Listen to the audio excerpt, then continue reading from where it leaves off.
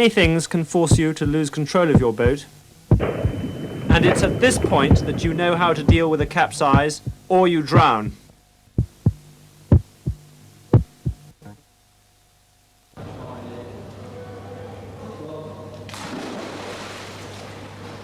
Before taking up rowing, you should be able to swim at least 100 meters in your rowing kit, and it is the coach's job to check swimming ability.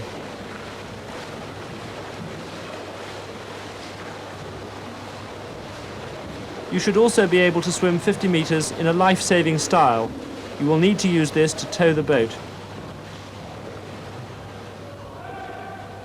And you must have the confidence to surface quickly and safely after being submerged.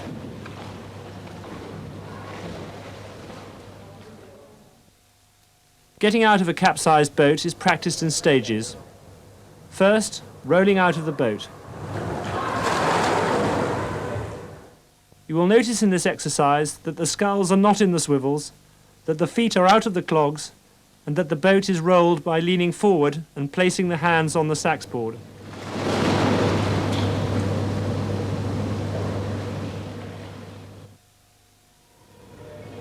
Next stage is to practice holding yourself upside down in the boat underwater. This should help overcome any feelings of panic which might arise in a real capsize. For safety, there should be helpers at the bow and at the side of the boat. First, place your hands on the hull. Then take a deep breath and roll. Tap your fingers on the hull for a minimum of 3 seconds and a maximum of 10, after which you surface. Now repeat this with your feet in the clogs.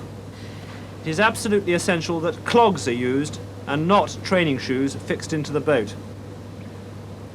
Once under the water, the feet should be pulled quickly out of the clogs.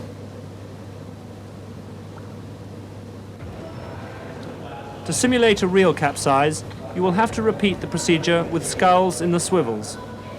Push one scull out parallel to the boat and roll into the space it leaves. Having released yourself from the boat and surfaced alongside, you have to be able to turn the boat over. First, check the sculls are free, then place a foot on one rigger. Reach over the boat to the opposite rigger and pull the boat over. Take care not to hit your head. Once the boat is righted, you have to move along to the bows to be able to tow it. Don't lose hold of the boat, but avoid putting any weight on the hull in case it has been damaged. Once at the bow, tow the boat using the life-saving kick. While others practice capsize drill, you should have the opportunity to practice wearing life jackets and buoyancy aids. Life jackets must be checked regularly to ensure they are in good condition. Any damage may result in water getting in and a loss of buoyancy. In an open water capsize, tow the boat to the shore whilst swimming into the stream. Using this ferry glide effect will ensure that in a strong stream the boat is swept onto any obstructions before you are, and will therefore act as a buffer.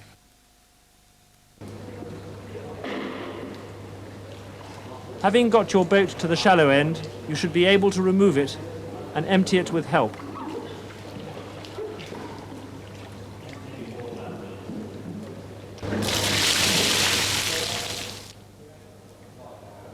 Now you've practiced the components of the drill, you should carry out the whole procedure as a test. Push one scull out, roll into the water, tap on the hull. Then surface quickly and turn the boat over. In a real capsize, you may choose not to turn the boat over, but it is much more difficult and requires much more energy to tow a capsized boat.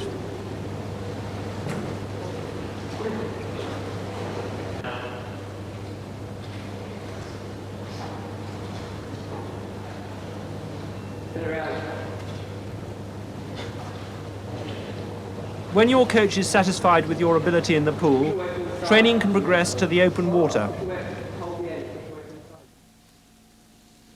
Before practicing capsize in open water, certain safety precautions must be taken. Most importantly, a fully equipped safety boat must be on hand. Apart from bailer and paddle, certain other items should be carried by a safety boat.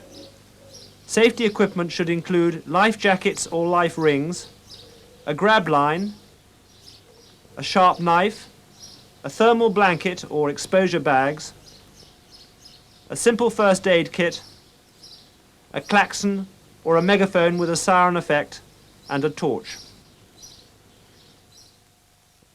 Your launch should also comply with the navigational lighting requirements of the local water authority or international regulations if you use it in poor visibility. Remember, on a restricted waterway, for example a river, it is important to signify the width of your launch. All the necessary safety equipment can be contained in a compact package, and even a small launch can carry it. In addition, the safety boat should be equipped with simple handholds, either above or below water level, to aid rescue or to provide self-help should the driver fall overboard. Hold on in case of capsize. Don't try to clamber back into the boat. The driver and anyone else in the safety boat should be wearing a life jacket. The driver should have checked the boat and engine before putting it on the water, and ideally should possess an RYA sports boat certificate. Whenever possible, capsize drill should be practiced in open water to simulate the real event more closely. Details of the procedure may have to be modified by the coach to take account of local conditions, such as air and water temperatures, wind and current. It is essential to stay with a capsized boat unless it is travelling towards a hazard and you are absolutely confident of your ability to swim unaided to the bank. If in any doubt, the rule is to stay with the boat. Ideally, a single sculler should not go out alone. Single sculling is always safer when more than one boat is on the water at the same time.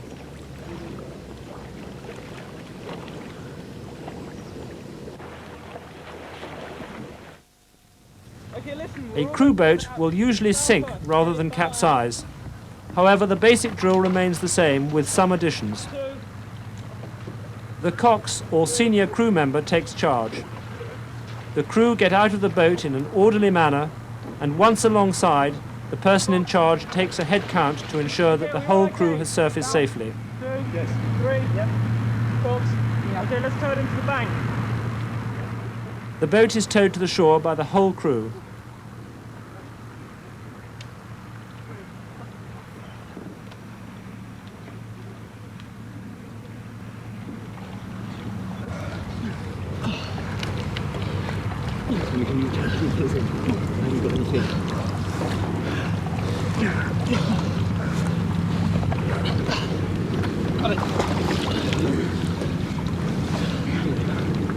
Get in the sun.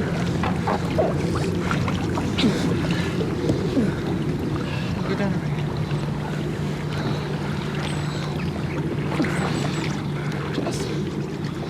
If the boat is damaged, you may not be able to row it back to the boathouse. In this situation, everyone should first of all get out of the water. At least 2 people should go for help, but no individual should be left with the boat.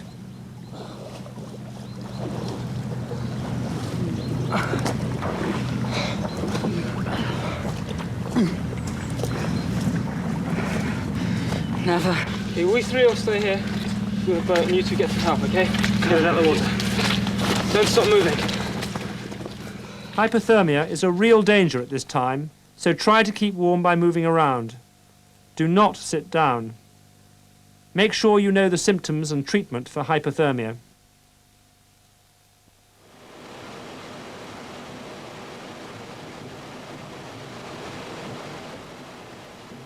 Before going on the water, leave a message, preferably with a responsible person at the club.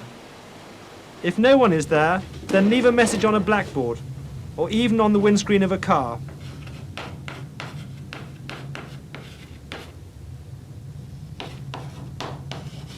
In the event of an accident, or you being overdue from an outing, the club should have a list of emergency telephone numbers, as well as its own first aid kit, thermal blankets and life rings. Make yourself aware of the local water environment and conditions, and particularly of any hazards or local rules which may apply to a specific stretch of water or during a regatta or other events. If in any doubt, ask someone who knows. Listen to and take their advice. People in authority are there to help and ensure your safety.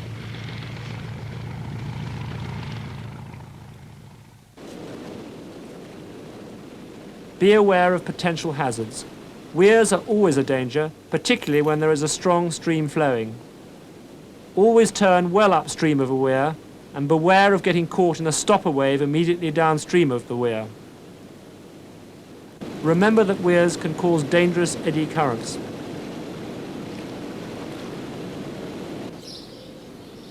Bridges too can be a danger. Beware of underwater obstructions and again ensure you always turn well upstream. Where passage through a bridge is restricted, it is usual for the boat travelling upstream to give way to that going downstream. Watch out for the unexpected. Bow waves and wash from cruisers can swamp 8s and 4s and capsize smaller boats. Sometimes the masters of these craft are unaware of the fragility of racing boats. Watch out too for fishermen on the bank, who will probably have an almost invisible line stretching into the water. Besides the possibility of causing damage or injury, the careless fouling of lines can cause disagreements with another group of river users. Driftwood is often difficult to see and can cause serious damage to a thin shell of a racing boat. Similarly, in winter, beware of ice. This can be almost invisible and yet easily hole your craft. Certain environments may make it very difficult for you to get off the water safely. Find out what the local rules are to deal with a situation like this and ensure you never go out alone.